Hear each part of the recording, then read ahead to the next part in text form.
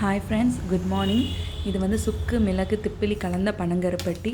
ரொம்ப உடம்புக்கு நல்லது. இது ரொம்ப ஈஸியான வேலை. ஜஸ்ட் ஒரு பார் எடுத்து 100 ml தண்ணியில் கொதிக்க வச்சு வடிகட்டி குடிக்க வேண்டியதுதான். கண்டிப்பாக இதை நீங்கள் வாரத்துக்கு ஒரு வாட்டியோ 2 வாட்டியோ குடிங்க. உடம்புக்கு ரொம்ப ரொம்ப நல்லது. Happy Friday, happy weekend.